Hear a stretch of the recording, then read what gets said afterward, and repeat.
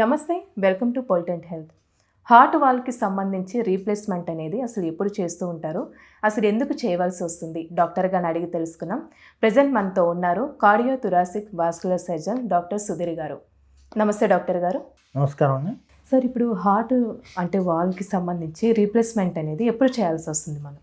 Heart walls అంటే గుండె లోపల ఉండే వాల్స్ అనమాట. ఇది ఏంటంటే మన గుండె లోపల 4 ఛాంబర్స్ అనేవి ఉంటాయి. Right side 2 chambers, left side 2 chambers ఉంటాయి. ఒక ఛాంబర్ నుంచి ఇంకో ఛాంబర్కి పోయేటప్పుడు మధ్యలో మనకి ఒక రూమ్ నుంచి ఒక రూమ్కి పోయేటప్పుడు మధ్యలో డోర్స్ ఎలా ఉంటాయో అలాగే లోపల ఒక ఛాంబర్ నుంచి ఇంకో ఛాంబర్ పోయేటప్పుడు మధ్యలో ఉండే డోర్స్నే వాల్స్ అంటాం అనమాట. తెలుగులో కవాటాలు అని పిలుస్తాము, ఇంగ్లీష్లో వాల్స్ అంటాం. యూజువల్గా ఏంటంటే మన ఇండియన్ సినారియోలో రుమాటిక్ హార్ట్ డిసీజ్ అనే ఒక ప్రాబ్లం వల్ల ఈ వాల్స్ అనేది చెడిపోతూ ఉంటాయి. దీనివల్ల ఏమవుతుందంటే ఈ opening and closing of the valve అనేది ప్రాపర్గా ఉండదు. ఎప్పుడైతే ప్రాపర్గా ఉండదో అప్పుడు ఏమవుతుందంటే పేషెంట్స్కి చిన్నగా సిమ్టమ్స్ స్టార్ట్ అవుతూ ఉంటాయి అనమాట. ఇనిషియల్గా ఏమవుతుందంటే నార్మల్ వాల్వ్ ఎప్పుడైనా సరే మైట్రల్ వాల్వ్, లెఫ్ట్ సైడ్ తీసుకుంటే మైట్రల్ వాల్వ్ ఉంటుంది, దాని తర్వాత అయోటిక్ వాల్వ్ ఉంటుంది, రైట్ సైడ్ ఏమో ట్రైకాస్పిడ్ వాల్వ్ ఉంటుంది, ఆ తర్వాత పల్మనరీ వాల్వ్ ఉంటుంది. వీటన్నిటిలో కూడా most commonly affected mitral valve అవుతుంది అనమాట. దాని తర్వాత నెక్స్ట్ ఎఫెక్టెడ్ వచ్చి అయోటిక్ వాల్వ్ అవుతుంది. అలాగే ఏజ్ రిలేటెడ్గా అంటే 60+, 70+ ఆ ఏజ్లో ఏమవుతుందంటే సెనైల్ వాల్ డీజనరేషన్స్ అంటాము. ఈ కారణం ద్వారా ఏమవుతుందంటే వాల్ లోపల, ఆ కవాటం లోపల కాల్షియం అనేది పెరిగిపోవటం వల్ల వాల్ అనేది ఫెయిల్ అవుతూ ఉంటుంది. దీన్ని డీజనరేటివ్ వాల్ డిసీజెస్ అంటాం అన్నమాట. అలాంటివి వచ్చినప్పుడు కూడా ఈ వాల్ రీప్లేస్మెంట్ అనేది చేయాల్సి వస్తుంది. ఈ డీజనరేటివ్ వాల్స్లో మోస్ట్ కామన్గా ఎఫెక్ట్ అయితే అయోటిక్ వాల్ ఉంటుంది అనమాట. దాంట్లో ఫస్ట్ మైట్రల్ వాల్ ఉంటే దీంట్లో ఫస్ట్ అయోటిక్ వాల్ ఉంటుంది అనమాట. ఈ కారణాల చేత యూజువల్గా వాల్ రీప్లేస్మెంట్ అనేది చేయాల్సి వస్తుంది. అలాగే మైట్రల్ వాల్ ప్రొలాప్స్ అని ఒక congenital abnormality in the collagen fibres అనమాట. దానివల్ల ఏమవుతుందంటే మైట్రల్ వాల్వ్ అనేది లీక్ అవటం వల్ల జరుగుతూ ఉంటుంది. అలాగే మార్ఫాన్ సిండ్రోమ్ అని చెప్పేసి ఒక రకం, అది కూడా కొల్లేజన్ డిసార్డర్ అనమాట. దీనివల్ల కూడా ఏమవుతుందంటే అయోటిక్ వాల్వ్లో దీంట్లో ప్రాబ్లం వస్తుంది. అలాగే అయోటిక్ వాల్వ్ ఇంకొక మోస్ట్ కామన్ థింగ్ ఏంటంటే బైకస్పిడ్ అయోటిక్ వాల్వ్ అంటాం. అంటే యూజువల్గా అయోటిక్ వాల్వ్ అనే దానికి కవాటం ఉంటుంది, ఆ కవాటంలో 3 తలుపుల్లాగా ఉంటాయి, 3 లీఫ్లెట్స్ ఉంటాయి అన్నమాట. కానీ వాళ్ళకి బై బర్త్ 2 లీఫ్లెట్సే ఉంటాయి. ఇటువంటి కారణం వల్ల కూడా అది గ్రాడ్యువల్గా స్టెనోసిస్ అయ్యాను వాల్ రీప్లేస్మెంట్కి వస్తూ ఉంటుంది. యూజువల్గా ఏమవుతుందంటే ఎప్పుడైతే ఈ స్టెనోటిక్ లీజన్ అనేది డెవలప్ అవుతుందో అప్పుడు వాల్వ్ అనేది మూసుకుపోతూ ఉంటుంది. అంటే యూజువల్గా నార్మల్గా మైట్రల్ వాల్వ్ ఓపెనింగ్ కనుక జరిగితే 4 సెంటీమీటర్స్ అనేది ఓపెన్ అవుతుంది, అది క్లోజ్ అయితే పూర్తి క్లోజ్ అయిపోతుంది. ఎప్పుడైతే ఈ డిసీజ్ ప్రాసెస్ స్టార్ట్ అవుతుందో అప్పుడు ఆ ఓపెనింగ్ అనేది తగ్గాను 4 సెంటీమీటర్స్, తర్వాత 3 సెంటీమీటర్స్, తర్వాత 2 సెంటీమీటర్స్, తర్వాత 1 సెంటీమీటర్, ఇట్లా ఆ ఓపెనింగ్ అనేది తగ్గుకుంటూ వస్తుంది. 1 సెంటీమీటర్ కంటే తక్కువ వచ్చినప్పుడు దాన్ని క్రిటికల్ మైట్రల్ స్టెనోసిస్ అంటాం అన్నమాట.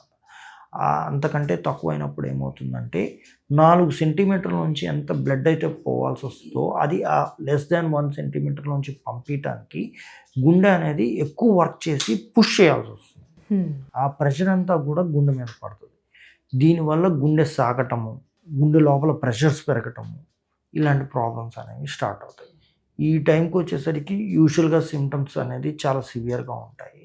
అప్పటికి పేషెంట్ హాస్పిటల్కి వచ్చేస్తారు. ఈ పేషెంట్స్ ఎప్పుడైతే హాస్పిటల్కి వస్తారో అప్పుడు వాళ్ళకి వివిధ రకాలైన టెస్టులు చేపిస్తాము.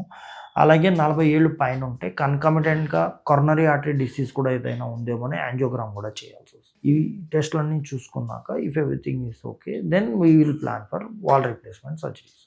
డాక్టర్ గారు, ఇప్పుడు వాల్ రీప్లేస్మెంట్కి సంబంధించి ఎలాంటి విధంగా వాడుతూ ఉంటారండి, అసలు ఏం వాడతారు? ఎప్పుడైతే ఇందాక చెప్పిన విధంగా ఎప్పుడైతే ఈ రుమాటిక్ మైట్రల్ కాల్ కానీ, డీజనరేటివ్ వాల్ డిసీజెస్ వల్ల కానీ, మైట్రల్ వాల్ ప్రొలాప్స్ కానీ, ఇలా రకరకాల డిసీజ్ వల్ల ఎప్పుడైతే వాల్ ప్రాబ్లం అనేది వస్తుందో అప్పుడు వాళ్ళకి వాల్ రీప్లేస్మెంట్ సర్జరీ అనేది మనం యూజువల్గా చెప్తూ ఉంటాం అనమాట.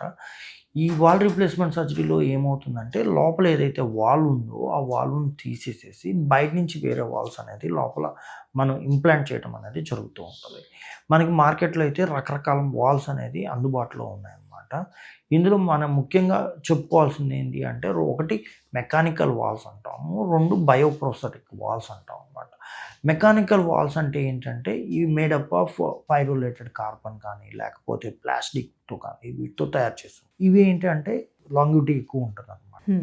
ఈ ఏదర్ మనం పేషెంట్ ఏజ్ని బట్టి ఈ మెకానికల్ వాల్ కానీ లేదా బయోప్రోస్థెటిక్ వాల్స్ కానీ సజెస్ట్ చేస్తాం. రెండో రకం అనేది బయోప్రోస్థెటిక్ వాల్. ఈ బయోప్రోస్థెటిక్ వాల్వ్ అంటే ఏంటంటే ఇది జంతువుల నుంచి తీసిన అన్నమాట. ఈ జంతువుల నుంచి తీసిన వాటిని కొన్ని రకాల కెమికల్స్తో దాన్ని క్లీన్ చేసాను, దాన్ని ప్రిజర్వేషన్ చేసి మనకి అందుబాటులో పెడతారనమాట. సో ఏదర్ మెకానికల్ వాల్ కానీ ఈ బయోప్రోస్థెటిక్ వాల్స్ కానీ మనకి మార్కెట్లో అందుబాటులో ఉన్నాయి. ఇప్పుడు ఈ మెకానికల్ వాల్స్కి దీనికి తేడా ఏముంటుంది అంటే, యూజువల్గా మెకానికల్స్ వాల్వ్ పెట్టినప్పుడు ఏంటంటే ఇట్స్ ఏ ఫారెన్ బాడీ. అందువల్ల ఏమవుతుందంటే లోపల అనేది బ్లడ్ అనేది దాని మీద అతుక్కొని క్లాట్ ఫామ్ అయ్యే టెండెన్సీ ఎక్కువగా ఉంటుంది. సో ఆ క్లాట్ ఫార్మింగ్ టెండెన్సీని తగ్గించుకోవడానికి యాంటీకోయాగులెంట్స్ అనేవి పెడతాం, అంటే బ్లడ్ థిన్నర్స్ అనేవి పెడతాం అనమాట. ఈ బ్లడ్ థిన్నర్స్ కూడా ఏంటంటే కొంచెం high range blood thinners like Acitrom కానీ వార్ఫారిన్ ఇలాంటివి పెడతాం అనమాట. విటమిన్ కే యాంటగోనిస్ట్ అన్నాం, వీటిని పెడతాం. వీటిని పెట్టడం వల్ల ఏమవుతుందంటే బ్లడ్ అనేది పల్చగా ఉండటం వల్ల బ్లడ్ క్లాటింగ్ అనేది చాలా తక్కువగా ఉంటుంది అండ్ ఆ వాల్వ్ అనేది ఫంక్షనింగ్ అనేది బాగుంటుంది అనమాట. యాజ్ లాంగ్ యాజ్ ఈ ట్యాబ్లెట్ అనేది రెగ్యులర్గా తీసుకుంటూ ఉండాలి. అండ్ ఎవ్రీ మంత్ కూడా ఐఎన్ఆర్ అనే టెస్ట్ ద్వారా ఈ బ్లడ్ అనేది ఎంత పల్చగా ఉందనేది మనం చెక్ చేసుకోవాలన్నమాట. ఇలా చేయటం వల్ల ఏమవుతుందంటే నార్మల్గా ఉండాల్సిన దానికంటే 2.5 to 4 times వరకు రేంజ్లో ఉన్నంతసేపు బ్లడ్ నార్మల్గా ఉన్నట్టు వాళ్ళకి, అంటే వాళ్ళకి కావాల్సిన రేంజ్లో ఉన్నట్టు. దాన్ని థెరపటిక్ రేంజ్ అంటాం అనమాట. థెరపటిక్ రేంజ్లో ఉన్నంత కాలం కూడా ఈ వాల్ మీద బ్లడ్ అనేది క్లాట్ కాదు అండ్ వాల్ ఫంక్షనింగ్ అనేది నార్మల్గా బాగుంటుంది అనమాట. అదే బయోప్రోస్థెటిక్ వాల్కి వచ్చేసరికి ఈ బ్లడ్ థిన్నర్స్ అవసరం అయితే పడదు. So they can without blood thinners they can manage అనమాట. బట్ వీళ్ళు ఓన్లీ థింగ్ ఏంటి అంటే ఈ బయోప్రోస్థెటిక్ వాల్ ఏదైతే జంతువు నుంచి తీస్తామో ఇప్పుడు మనకి మార్కెట్లో ఉన్న అత్యంత మన్నికైన వాల్ వచ్చి 15 to 20 years మాత్రమే పనిచేస్తుంది. సో 15 to 20 years తర్వాత మళ్ళీ ఈ వాల్వ్ అనేది స్ట్రక్చరల్ వాల్ డిట్యూరేషన్ అంటాం, అంటే గ్రాడ్యువల్గా దాని స్ట్రక్చర్ని కోల్పోయి ఆ వాల్ ఫెయిల్ అవటం అనేది స్టార్ట్ అవుతుంది. ఎప్పుడైతే అది ఫెయిల్ అవటం స్టార్ట్ అవుతుందో అది మళ్ళీ ఫ్యూచర్లో దాన్ని మార్చుకోవాల్సిన అవసరం. అందుకే ఈ బయోప్రోస్థెటిక్ వాల్ అనేది యూజువల్గా ఏంటంటే 60 years అండ్ అబోవ్ ఉన్న వాళ్ళకి కనుక మనం సజెస్ట్ చేస్తే వాళ్ళకి యాంటీకోయాగులేషన్ అనేది మెయింటైన్ చేయాల్సిన అవసరం ఉండదు and they lead their life normal. అంటే లైఫ్ స్టైల్ కూడా ఈ విధంగా ఉండాలండి ఒకవేళ రీప్లేస్మెంట్ అయిన తర్వాతకి. లైఫ్ స్టైల్ అనగా యూజువల్గా ఇందాక చెప్పినట్టుగానే ఎవరైతే ఈ మెకానికల్ వాల్, అంటే యూజువల్గా యంగ్ పేషెంట్స్లో మనం చేసినప్పుడు ఏంటంటే మెకానికల్ వాల్ సజెస్ట్ చేస్తూ ఉంటాం. మెకానికల్ వాల్ సజెస్ట్ చేసినప్పుడు ఏంటంటే ఈ యాంటీకోయాగులేషన్ అనేది వాళ్ళు పాటించాల్సి వస్తుంది. ఎప్పుడైతే యాంటీకోయాగులేషన్ తీసుకుంటున్నారో గ్రీన్ లీఫీ థింగ్స్, అంటే ఆకుపచ్చగా ఉండే ఐటమ్స్ అన్నీ కూడా వీళ్ళు అవాయిడ్ చేయాల్సి వస్తుంది. ఎందుకంటే అది విటమిన్ కే యాంటగోనిస్ట్ అనమాట. ఈ విటమిన్ కే ఎక్కువగా ఏదైతే పదార్థాల్లో ఉంటుందో లైక్ గ్రీన్ లీఫీ వెజిటబుల్స్ కానీ, మన లేడీస్ ఫింగర్స్ కానీ, లేకపోతే ఓక్రాస్ కానీ, లైక్ ఈ టైప్ ఆఫ్ థింగ్స్ అన్నీ కూడా వాళ్ళు అవాయిడ్ చేయాల్సి వస్తుంది. అలాగే అది కాకుండా normal other things like cardiac heart పేషెంట్స్కి ఏవైతే ప్రికాషన్స్ ఉంటాయో ఆ రొటీన్ ప్రికాషన్స్తో పాటు ఇన్ ఎడిషన్ ఈ ప్రికాషన్ ఎక్స్ట్రా ఉంటుంది అనమాట.